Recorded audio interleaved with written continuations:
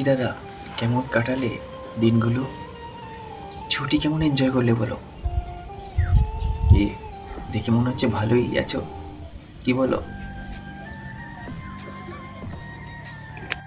হুম, আমার আবার দিনকাল তো আবার কেমন কাটলো বেশ বললে তুমি।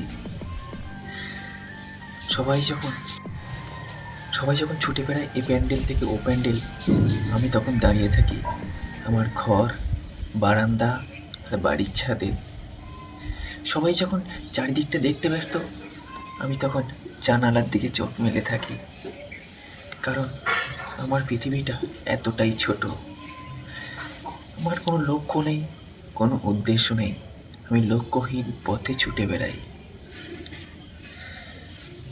আমি অজানাকে নিজের মনে করে যাই। আমার কোনো ইচ্ছে নেই, আমার কোনো আনন্দ নেই। আমার আবার প্ল্যান। তোমার ঘুরতে যাওয়ারই বা কিছু প্ল্যান হলো নাকি? কোথায় কোথায় ঘুরতে গেছিলে, কিছু তো বলো।